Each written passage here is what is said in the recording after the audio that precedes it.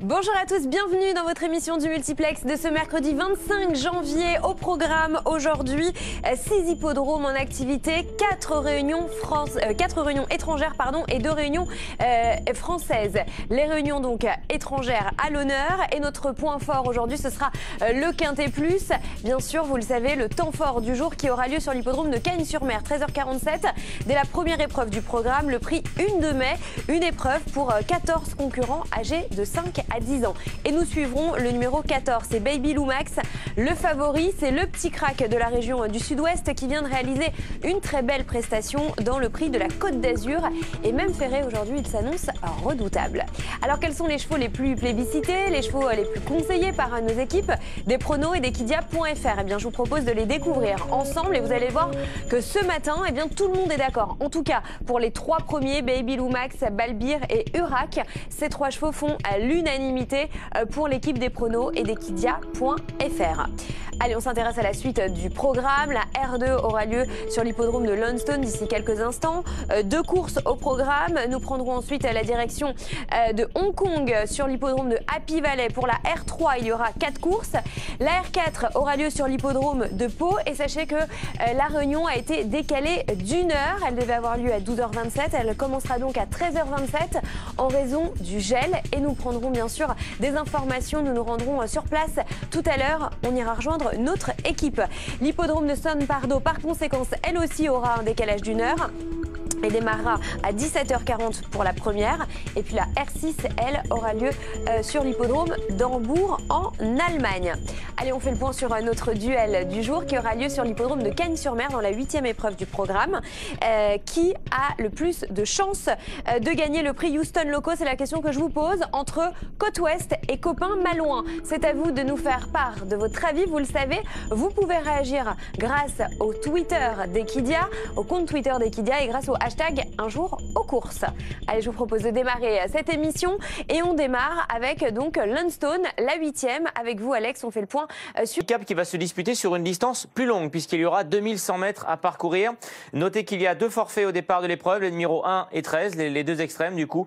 Eh bien, ils ne seront plus que 11 au départ de la course avec Nathan Punch qui aura une belle chance à défendre avec le numéro 2 Demon's Run. Nous avons ensuite le numéro 4 Milson qui connaît une très belle réussite sur cette piste de Launceston. Anthony Darmanin qui fait partie des plus fines cravaches en exercice en Tasmanie va monter le numéro 4 Holy Cat qui fait plutôt figure d'outsider. Le numéro 5 Razor Heroic est à une cote de méfiance, sachez-le, en Tasmanie. Il faudra se méfier de cette jument âgée de 5 ans. Nous allons ensuite retrouver Raquel Clark, la femme jockey qui est en 2e position au classement des jockeys. Elle va monter le numéro 7, The Prince Selling.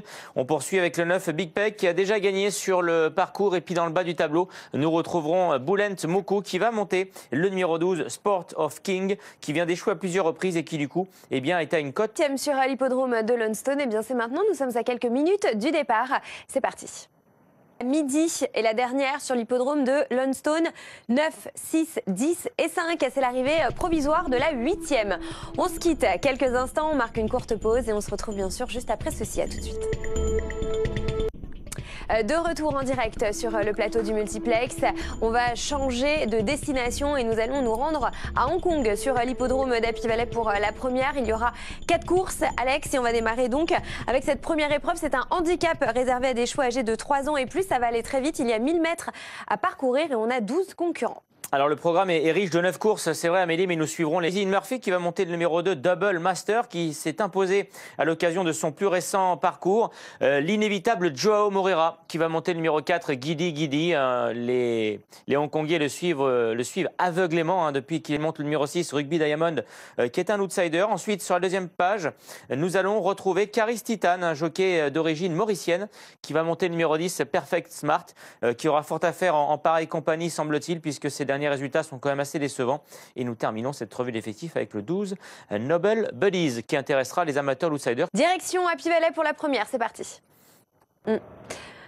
Voilà, merci.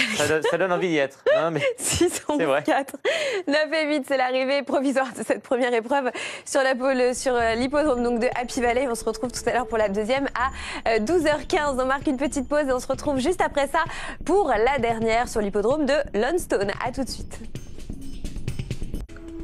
La dernière sur l'hippodrome de Lunston, la 9e, un maiden pour des 3 ans, distance à parcourir 1200 mètres avec un nom partant. Alex, c'est le numéro 7. Oui, du coup, ils ne seront plus que 8, c'est vrai, au départ de cette épreuve. Dans le haut du tableau, il y a le numéro 1, Gigi's Rusty, confié à Nathan Punch, qui reste sur plusieurs bonnes tentatives et qui va peut-être pouvoir ouvrir son palmarès.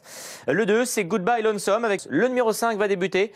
N'est pas très chuchoté, visiblement. Ensuite, nous avons une autre débutante, c'est le numéro 8, Southern Belle, sur une deuxième partie de tableau, confiée à Georgie Catania. Et nous terminons avec le numéro 9, The Wicked Witch, alors qui est une autre pouliche de 3 ans.